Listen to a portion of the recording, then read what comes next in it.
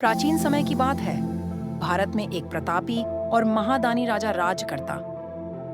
वह गरीबों की सेवा करता था, ब्राह्मणों को दान देता था, कुएं, तालाब, बाग बगीचे आदि लगाता था।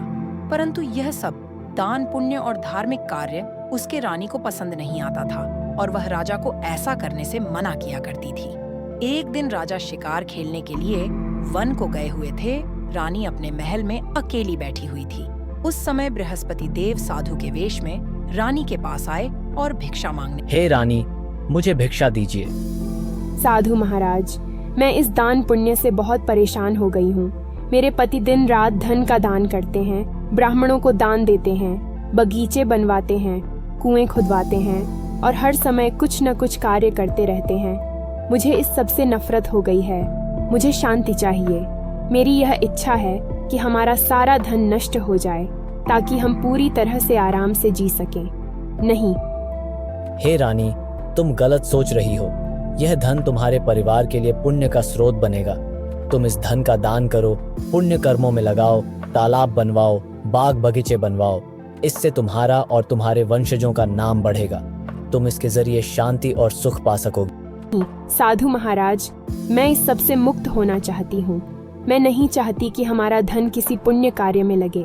मुझे बस यही चाहिए कि यह सब नष्ट हो जाए ताकि हम शांति से रह सकें। आप मुझे ऐसा उपाय बताइए जिससे हमारा धन नष्ट हो जाए। यदि तुम सचमुच यही चाहती हो तो मैं तुम्हें एक उपाय बताता हूँ। तुम गुरुवार को घर को गोबर से लीप दो, सिर धो लो, कपड़े धो लो। अपने पति से कहो कि वह बाल बनवाए और भोजन में मांस और मदिरा का सेवन करो। इस प्रकार तुम्हारा सब धन नष्ट हो जाएगा और तुम चैन से रह सकोगी। सच है? क्या अगर मैं ऐसा करूंगी तो हमारा सारा धन नष्ट हो जाएगा? साधु के कहे अनुसार रानी ने वैसा ही किया। इसे करते हुए मात्र 3 गुरुवार ही बीता था कि रानी का सब धन नष्ट हो गया और वह भोजन के लिए तरसने लगी।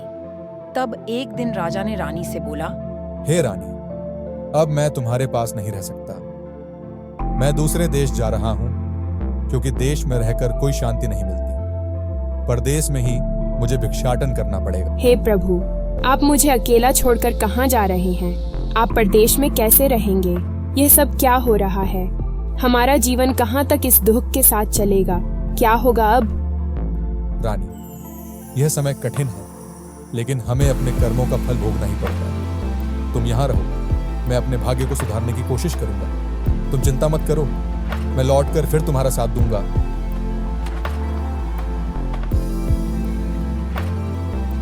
राजा के परदेश जाते ही रानी और उसकी दासी बहुत दुखी रहने लगी। एक बार जब रानी अपने दासी को 7 दिन तक बिना भोजन के रहना पड़ा तो रानी ने दासी से कहा, हे दासी, हमारी स्थिति अब बहुत खराब हो गई है।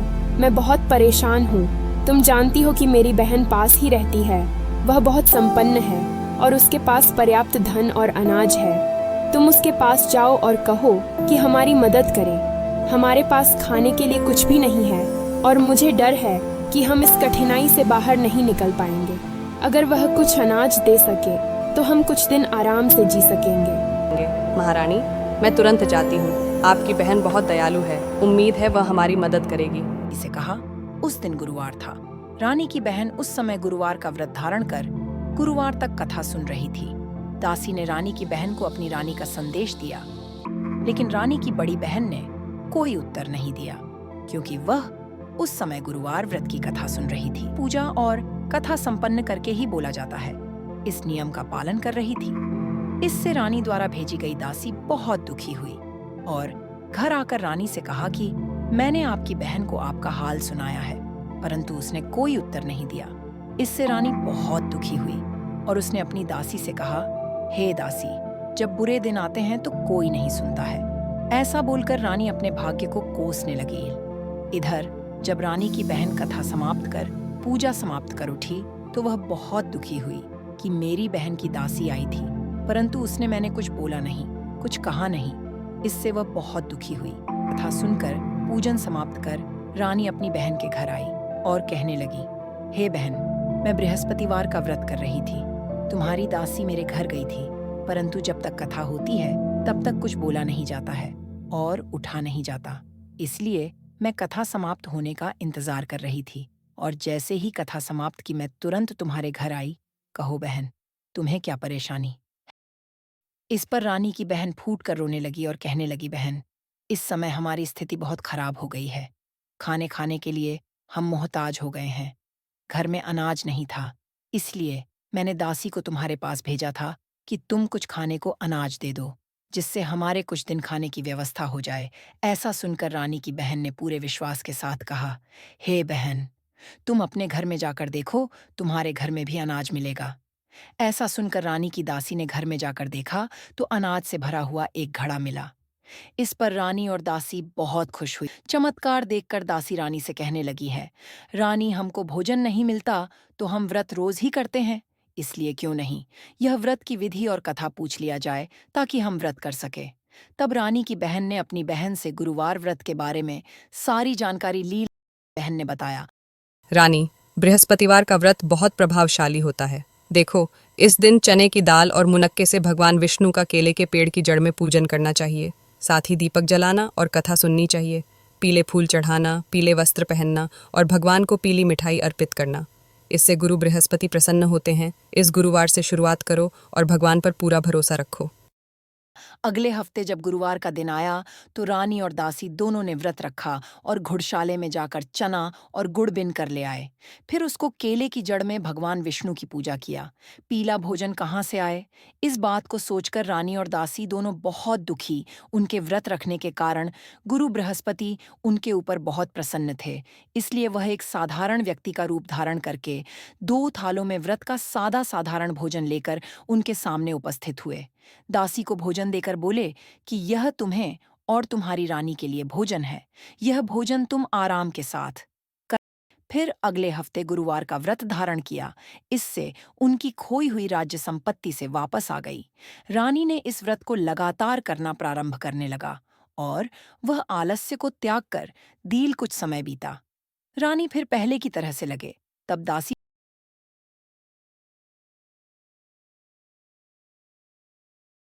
रानी अपना सारा धन शुभ कार्य में खर्च करने लगी और पूरे नगर में इस बात की यश कीर्ति और चर्चा फैलने लगी।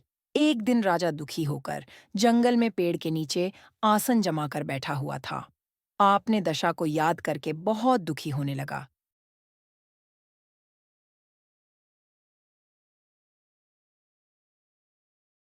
तर ध्यान हो गए। धीरे धीरे समय बीतने लगा और वहीं बृहस्पतिवार का दिन आया। लकड़हारे जंगल से लकड़ी काटकर शहर में बेचने गया। उस दिन राजा को रोज से दुगना धन मिला और उस धन से गुरु बृहस्पति देव की पूजा की संपूर्ण सामग्रियां खरीद कर लाया और व्रत और पूजा किए। परंतु दूसरे सप्ताह राजा व्रत करना भूल गया। इस कारण बृहस्पति देव नाराज हो गए। उस दिन उस नगर के राजा ने विशाल यज्ञ का आयोजन किया था और पूरे शहर में यह घोषणा करा दी कि कोई भी मनुष्य अपने घर का चूल्हा ना जलाए। सभी राजा के यहाँ निमंत्रण में भोजन करने को पहुंचेल। राजा की आज्ञा मानकर नगर के सभी लोग राजा के यहाँ निमंत्रण में शामिल हुए। लकड़हारा कुछ देर में पहुंचा। देर से पहुंचने के कारण राजा उसे स्वयं अपने महल में ले जाए और भोजन करा रहे थे। तब तक रानी की दृष्टि खूंटी पर पड़े हुए उनके नौलखा हार की तरफ गई।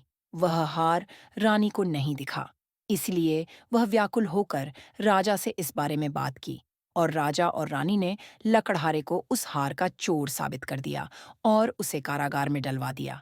लकड़हारा कारागार में पड़ गया तो बहुत दुखी होकर विचार करने लगा कि ना जाने कौन से जन्म के कर्म के कारण दुख प्राप्त हुआ और उस साधु को याद करने लगा जो उसे जंगल में मिला।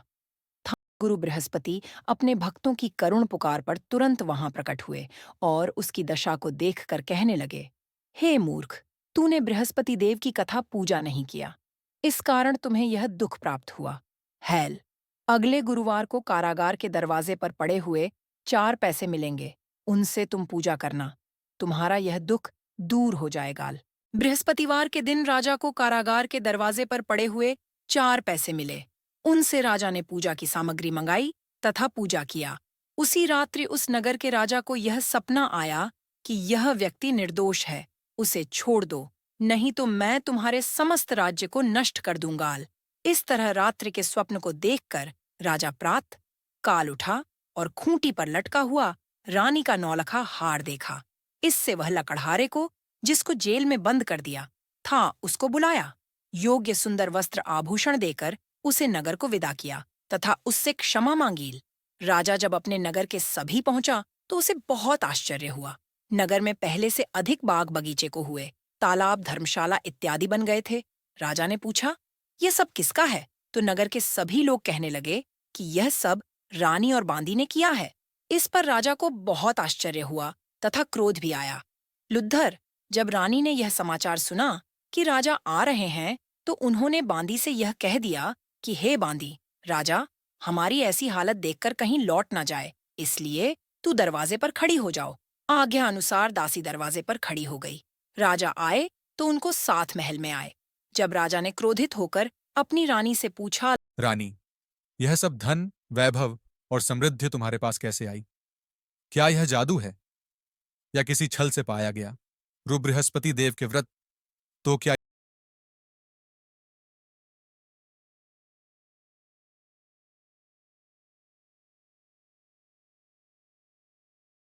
यह सब उसी व्रत के प्रभाव से हुआ है? तो ठीक है, अब से 7 दिन बाद गुरुवार आएगा। उस दिन मैं भी विधि पूर्वक गुरु बृहस्पति देव का पूजन करूंगा और व्रत का पालन करूंगा। इसके अलावा मैं प्रतिदिन 3 बार इस कहानी को सुनूंगा ताकि इसकी महिमा और महत्व को भली भांति समझ सकूं। आज मैं गुरु बृहस्पति देव की महिमा और उनकी कृपा का वर्णन करूंगा। इस कथा को श्रद्धा और विश्वास के साथ सुनिए। इससे सभी कष्ट दूर होते हैं और स्वास्थ्य तथा समृद्धि प्राप्त होती है। यह गुरु बृहस्पति देव की महिमा है। उनकी आराधना सच्चे मन से की जाए तो हर दुख दूर हो सकता है। के दुपट्टे में चने की दाल बनी रहती तथा दिन में 3 बार कहानी कहा। रोज राजा ने यह विचार किया कि चलो अपनी बहन के यहाँ हो आते हैं। इस तरह निश्चय कर राजा घोड़े पर सवार हो अपनी बहन के यहाँ चलने लगे। मार्ग में उसने देखा कि कुछ आदमी एक मुर्दे को लेकर जा रहे हैं। उन्हें रोककर राजा कहने लगा, अरे भाइयों, मेरी बृहस्पतिवार की कथा सुन लो। इस पर कुछ लोग क्रोधित हो गए और बोले कि इधर हमारे आदमी की मृत्यु हो गई है और उधर तुम्हें अपने कथा की पड़ी है। परंतु कुछ बुद्धिजीवी लोग बोले कि नहीं, इसकी कथा सुन लेते हैं। कथा आधी जैसे ही पहुंची, मुर्दा हिलने लगा और जब कथा समाप्त हुई तो आराम राम करके उठ खड़ा हुआ।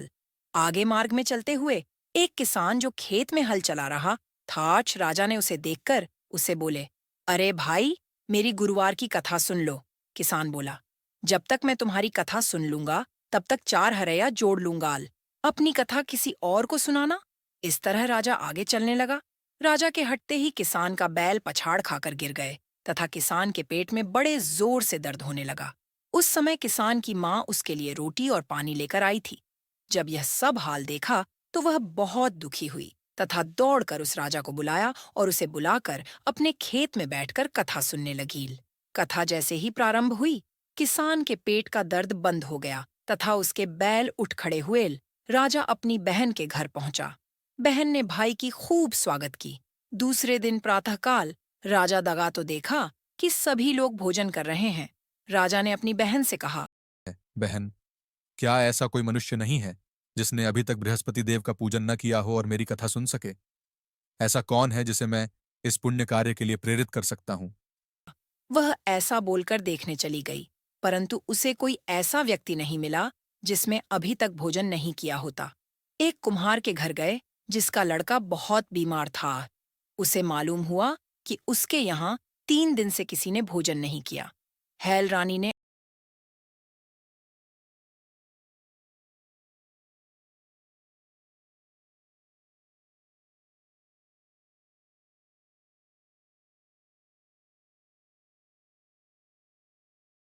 ठीक है बहन, यदि ऐसा कोई हो तो उसे मेरा संदेश देना कि वह बृहस्पति देव की कथा सुनने आए। इस कथा का पुण्य उसके जीवन में नई रोशनी ला सकता है